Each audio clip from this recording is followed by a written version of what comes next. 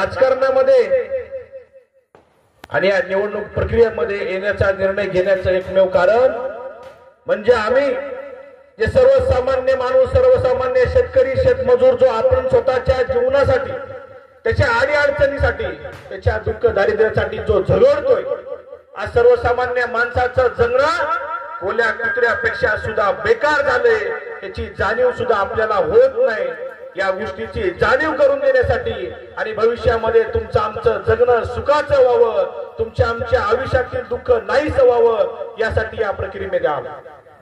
5 सप्टेंबरला मी चित्ररथ यात्रा काढली आणि आपल्या तालुक्यातील समस्या त्याच्यावरती भाष्य करण्यासाठी आणि आपलं दुःख पाहून आपल्या प्रश्नाला वाचा फोडण्यासाठी 5 सप्टेंबरला सुरुवात केली. या तुळजापूर तालुक्यातील गावोगावी, तांड्यावरती, वाडी वस्तीवरती मी मुक्कामी राहिलो. आपल्या सर्वांना सुद्धा कल्पना आहे, एक मुक्काम मी या ठिकाणी बापूंनी सहकार्य केलं. आपल्याच गावातील माझे मित्र आहेत, ते जरी वेगळ्या पक्षामध्ये असले तरी त्यांचा सुद्धा उल्लेख करावा लागेल की नाना पाटलांनी मला जेवणाची व्यवस्था केली, बापूंनी मला नाश्त्याची आणि मुक्कामाची व्यवस्था केली, हे सुद्धा आवर्जून मला या ठिकाणी सांगावं लागेल.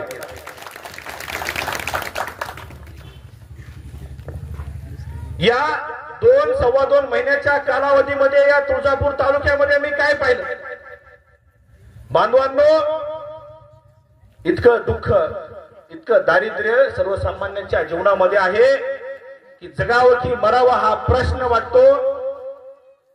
कित्येक तांडे या तुळजापूर तालुक्यामध्ये आजही लाईटसाठी, पाण्यासाठी आणि रस्त्यासाठी झगडत आहेत. गेली 70-75 वर्ष होऊन गेलं देशाला स्वातंत्र्य मिळून, तरी सुद्धा आमच्या सर्वसामान्याला माणूस म्हणून जगता येऊ नये, हे दुर्भाग्य आहे. त्या गोष्टी तुम्हाला आम्हाला सुद्धा कळल्या पाहिजे.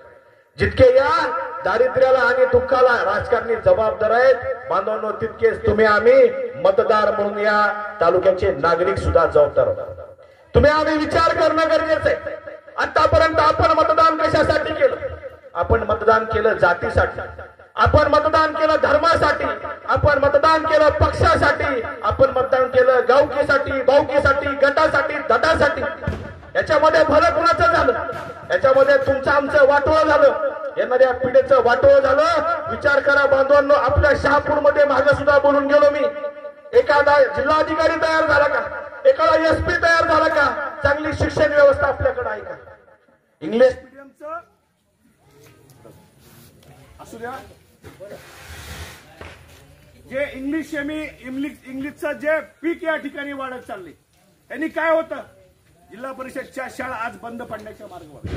ज्या शाळेमध्ये 100 विद्यार्थी होते, त्या शाळेमध्ये आज 20-25 विद्यार्थ्यावरती आले. ज्यांच्याकडे पैसे आहेत ते शिकवतील, पण भविष्यामध्ये जर जिल्हा परिषदच्या शाळा बंद पडल्या, सगळ्यांना विनंती, आपापल्या बॅटरी लावा, मोबाईल बाहेर काढून आपल्या बॅटरी लावा. कदाचित आता ही लाईट नेमकी खरंच कुठल्या कारणाने गेली मला कल्पना नाही. कदाचित खरंच अडचण निर्माण झालेली असू शकते, पण मागील 2 महिन्यामध्ये या तालुक्यामध्ये फिरताना मी अनुभव घेतलाय. ज्या ज्या गावामध्ये मी गेलो त्या ठिकाणी माझ्या कार्यक्रमाच्या आधी गावच्या लाईट बंद केल्या गेल्या.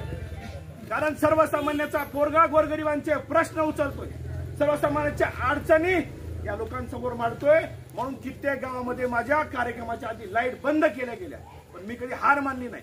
मी माझ्यासोबत जी यंत्रणा होते ती लाईट साऊंड सिस्टीम घेऊन गेलो होतो. तुम्हालाही विनंती आहे, लाईट जरी नसली, मी तुम्हाला आणि तुम्ही मला दिसत नसलो, तरी माझा आवाज तुमच्या कानापर्यंत पोहोचणार आहे. आणि ज्या माझ्या भावना आहेत, वेदना आहेत, या तुम्हाला मांडण्यासाठी मी प्रयत्न करणार. बांधवांनो, मला तुम्हाला प्रश्न विचारायचा आहे. एखाद्या व्यक्तीने तरी मनापासून उत्तर देऊ. मला तुम्हाला विचारायचंय, आतापर्यंत तुम्ही कित्येक आमदारासाठी, खासदारासाठी बटणं दाबली, पंचायत समितीसाठी बटणं दाबली, जिल्हा परिषदेसाठी बटणं दाबली. एक वेळेस तरी तुम्ही स्वतःला विचारून बघा, मला उत्तर द्या तुम्ही, की तुम्ही आतापर्यंत कधी एक वेळेस तरी आपल्या पोरांना चांगलं शिक्षण मिळावं म्हणून बटन दाबलं का? माझा सवाल आहे तुम्हाला सगळ्यांना. राहू द्या, काय गरज नाही.